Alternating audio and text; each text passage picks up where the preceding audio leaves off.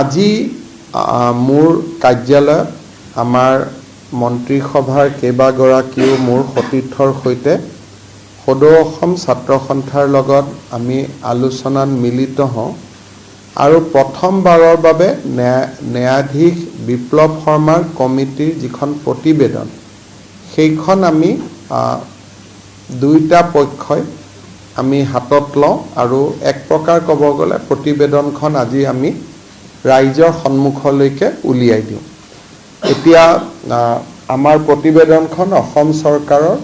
যিটো Assam accord implementation department আছে এতিয়া তেওঁলোকে নিজৰ ৱেবছাইটতো তাক হোষ্ট কৰিব যাতে প্ৰতিবেদনখন যদিও আমি জানো বহুত অৱস্থাত বহুতে কৈ থাকে যে প্ৰতিবেদনখন ৰাজ্য চৰকাৰে প্ৰকাশ কৰি নিদিয়ে কিয় আজি আমি প্ৰতিবেদনখন আনুষ্ঠানিকভাৱে প্ৰকাশো কৰিছোঁ আৰু উপস্থিত সকলোকে এটা এটা প্ৰতিলিপিও দিছোঁ আৰু অসম চুক্তি ৰূপায়ণ বিভাগে এই প্ৰতিবেদনখন অহা কালিৰ ভিতৰত আমাৰ আসাম একৰ্ড ইমপ্লিমেণ্টেশ্যন ডিপাৰ্টমেণ্টৰ যিটো ৱেবছাইট আছে তাতে আমি হোষ্ট কৰি দিম বা প্ৰকাশ কৰি দিম যাতে সকলো লোকে এই প্ৰতিবেদনখন চাব পাৰে। পূৰ্বতে আমি আপোনালোকক উল্লেখ কৰিছিলোঁ যে এই প্ৰতিবেদনখনৰ যিটো ৰিকমেণ্ডেশ্যন এই ৰিকমেণ্ডেশ্যনখনক তিনিটা ভাগত বিভক্ত কৰিব পাৰি আৰু তিনিটা ভাগত বিভক্ত কৰিলে ৰাজ্য চৰকাৰৰ এক্সক্লুচিভ ডমেইনত অৰ্থাৎ আমি ইমপ্লিমেণ্ট কৰিব পৰা বিষয়বস্তু হ'ল 40টা ৰাজ্য আৰু কেন্দ্ৰ চৰকাৰৰ উভয়ৰে দায়িত্বত থকা বিষয়বস্তু হ'ল 12টা আৰু সম্পূৰ্ণভাৱে কেন্দ্ৰীয় চৰকাৰৰ দায়িত্বত থকা বিষয়বস্তু হ'ল 15টা। আজি সদৌ অসম ছাত্ৰ সন্থাই আমাৰ যিটো শ্ৰেণী বিভাজন তাক তেওঁলোকে স্বীকাৰ কৰে যে হয় 40টা ৰাজ্য চৰকাৰৰ অধীনত 12টা ৰাজ্য আৰু কেন্দ্ৰীয় চৰকাৰৰ অধীনত আৰু চেণ্টাৰৰ অধীনত 15টা। গতিকে প্ৰথম যিটো আমাৰ কাম আছিল যে প্ৰতিবেদনখন আমি ডিমিষ্টিফাইড কৰিব লাগে তাক ৰাজহুৱা কৰিব লাগে আৰু প্ৰতিবেদনখন ইমপ্লিমেণ্ট কৰাৰ ক্ষেত্ৰত কাৰ দায়িত্ব সেইখিনিৰ ওপৰত এটা স্পষ্ট এটা প্ৰতিশ্ৰুতি ৰাইজৰ সন্মুখলৈ আহিব লাগে। গতিকে আজিৰ দিনটোত দুটা কাম হ'ল যে এটা প্ৰতিবেদনখন ৰাজহুৱা হ'ল দ্বিতীয়তে প্ৰতিবেদনখনৰ দফা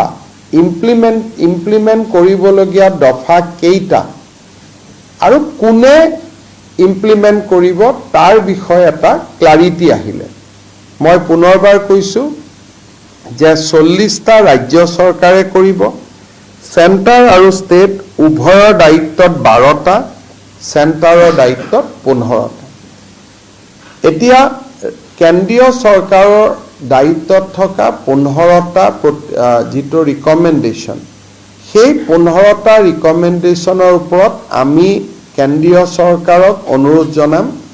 যাতে সদৌ অসম ছাত্ৰ সন্থাৰ লগত তেওঁলোকে কথা বতৰা পাতি এই 15টা ৰিকমেণ্ডেশ্যনৰ ক্ষেত্ৰত অগ্ৰগতি লাভ কৰাৰ বাবে চেষ্টা কৰে।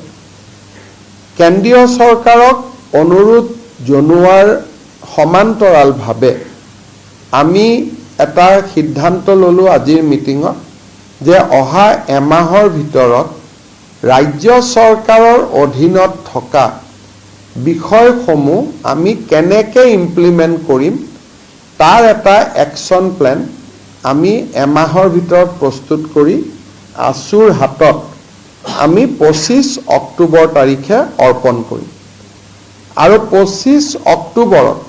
আছুৰ লগত আমাৰ দ্বিতীয়খন বৈঠক অনুষ্ঠিত হ'ব আৰু আমি যি ধৰণে ৰূপায়ণ কৰিব খুজিছোঁ তাত যদি আছু মূলতঃ প্ৰত্যেকটো পইণ্টত হয়তো এগ্ৰী নহ'ব পাৰে বেলেগ কথা কিন্তু বাই এণ্ড লাৰ্জ যদি আছু এগ্ৰী হয় তেতিয়াহ'লে আমি গোটেইখিনি ইমপ্লিমেণ্টেশ্যন এপ্ৰিল মাহৰ ভিতৰত কৰিবৰ বাবে আমি প্ৰচেষ্টা ল'ম। আজি মূলতঃ 4টা সিদ্ধান্ত প্ৰতিবেদন ৰাজহুৱা হ'ল দ্বিতীয় প্ৰতিবেদন কোনে কেনেকে ৰূপায়ণ কৰিব দায়িত্বসমূহ চিনাক্ত হ'ল তৃতীয় কেন্দ্ৰীয় চৰকাৰৰ দায়িত্বত থকা দফা কেইটা ৰূপায়ণৰ বাবে ৰাজ্য চৰকাৰে আনুষ্ঠানিকভাৱে কেন্দ্ৰীয় চৰকাৰক অনুৰোধ কৰাৰ লগতে আসুৰ লগত এখন বৈঠকত বহিবৰ বাবেও আমি কেন্দ্ৰীয় চৰকাৰক অনুৰোধ কৰিম কেন্দ্ৰীয় চৰকাৰে নিজৰ দায়িত্বত থকা বিষয়কেইটাৰ ওপৰত সিদ্ধান্ত লোৱাৰ সময়ছোৱাতে বা তেওঁলোকে যি ধৰণে চিন্তা কৰিব তাৰ সমান্তৰালভাৱে আমি ৰাজ্য চৰকাৰৰ দায়িত্বত থকা সম্পূৰ্ণ 40টা আৰু আংশিক 12টা টোটেল 52টা ডিসিশন আমি ইমপ্লিমেন্ট কৰাৰ দিশত আগবাঢ়ি যাম 25 অক্টোবৰত আমি এটা একশন প্ল্যান দিম যে কেনেকে ইমপ্লিমেন্ট আমি কৰিব বিচাৰিছো আৰু যদি সদৌ অসম ছাত্ৰ সন্থা মূলত সন্মত হয় তেতিয়াহলে এপ্ৰিল 2025 ৰ আগতে ৰাজ্য চৰকাৰৰ দায়িত্বত থকা 52টা ৰিকমেন্ডেশন আমি ইমপ্লিমেন্ট কৰিম ৰাজ্য চৰকাৰৰ লগত থকা 52টা মূলত 3টা শিতানত ভাগ কৰিব পাৰি ভূমিৰ অধিকাৰ ভাষাৰ অধিকাৰ আৰু সংস্কৃতিৰ অধিকাৰ ৰাজ্য চৰকাৰৰ হাতত থকা 3টা সদৌ অসম ছাত্ৰ সন্থাক আমি এইটো অৱগত কৰো যে বৰাক উপত্যকাত এই কমিটিৰ ৰিকমেন্ডেশনটো ইমপ্লিমেন্ট কৰাৰ কোনো অৱকাশ নাই 6 শিডিউল এৰিয়াৰ অথৰিটিয়ে স্বীকাৰ কৰিলেহে আমি তাত আমি ইমপ্লিমেন্ট কৰিব পাৰিম কাৰণ এইবিলাক হ'ল ডেলিগেটেড সাবজেক্ট সংবিধানে এই সাবজেক্ট বিলাক অলৰেডি 6 শিডিউলক দি দিছে ৰাজ্য চৰকাৰে তাৰ ওপৰত আইন প্ৰণয়ন কৰিব নোৱাৰে আৰু 6 শিডিউল এৰিয়াত আইন প্ৰণয়ন কৰাৰ অধিকাৰ 6 শিডিউল কৰ্তৃপক্ষৰ আছে আৰু সেই ক্ষেত্ৰত 6 শিডিউলৰ কৰ্তৃপক্ষই তেওঁলোকে বিচাৰিলে কৰিব পাৰিব